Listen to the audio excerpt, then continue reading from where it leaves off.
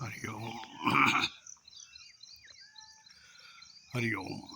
आज मैं अपने गांव के एक बाग में आया हूँ जो बहुत ही पुराना है। बचपन में हम सभी यहाँ खेला करते थे और यहाँ बहुत सारे आम के पेड़ हुआ करते थे जो इस समय अब नदारद हो गए हैं, वो समाप्त हो गए हैं। और यहाँ पर सिर्फ बची है घासें और ये कुछ बबूल के पेड़ स्वतः उगाए हैं। ये अकेला वही पुराना वृक्ष आम का है जो उस समय छोटा था और हम इसे केला कहते थे। केला यानी छोटा पेड़। इसके आसपास बड़े पेड़ थे, सब उखड़ गए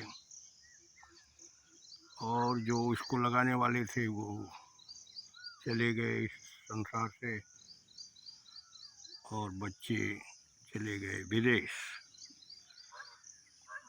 अब ये ऐसे ही प्रकृति के बीच स्वतः अपने आप को संभाले हुए है।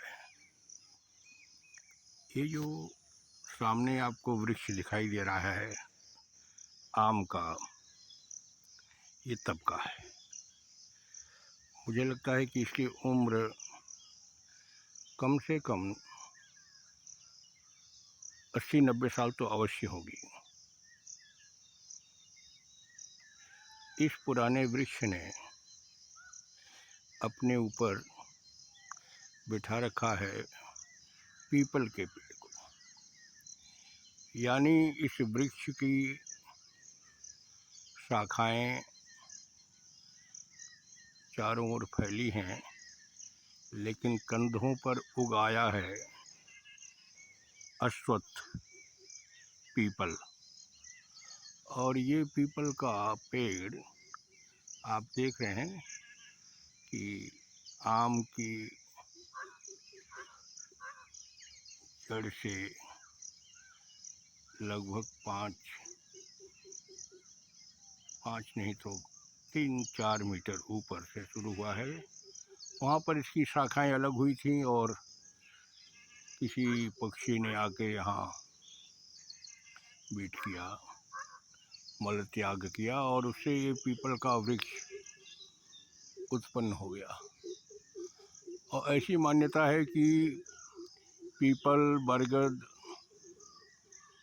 गूलर, पाकड़ के जो वृक्ष होते हैं वो स्वतः कभी नहीं होते। उनके बीज की जो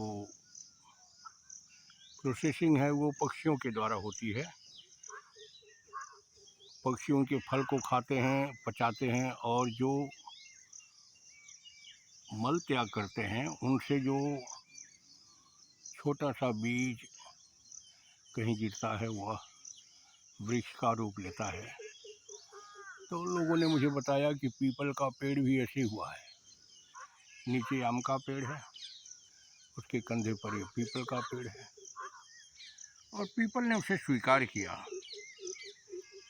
और स्वीकार ही नहीं किया, उसका पालन पोषण किया। इतना ही नहीं,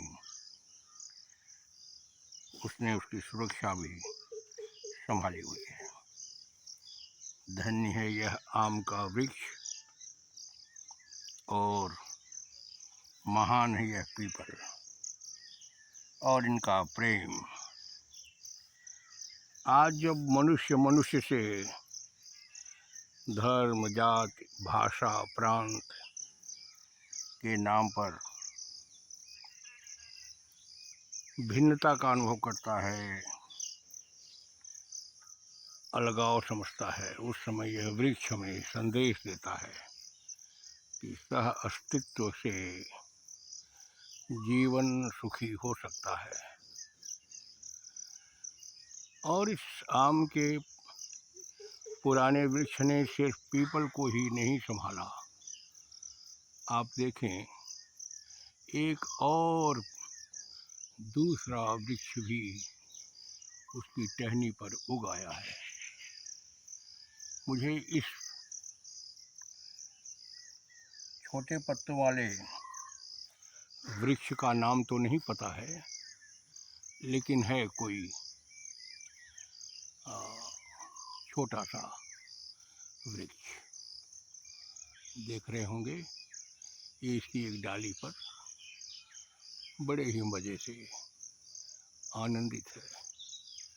इस तरफ ये छोटे पत्तों वाला, इस तरफ ये बड़े पत्तों वाला, और इन सब को समेटे हुए ये वृक्ष। और बहुत सारी लताएं भी आप देख रहे होंगे ये जो इस वृक्ष के आसपास इसको लपेटे हुए हैं। तो मुझे ऐसा लगता है जैसे वे आम के वृक्ष का प्रेम है, जिसने सबको अपने साथ रखा है, और साथ रहने वालों का भी ये आम के प्रति प्रेम है जो उससे लिपटे हुए हैं। आपको कैसा लगा? आपकी प्रतिक्रिया हमें मिलेगी ऐसा विश्वास है। और इसके पास में ये छोटा सा एक जो आप देख रहे हैं तालाब जल से भर गया है। यह तालाब भी तालाब के रूप में नहीं बनाया गया था। इस तालाब से मिट्टी निकाली गई थी। यह पहले खेत हुआ करता था या बगीचे का अंश था।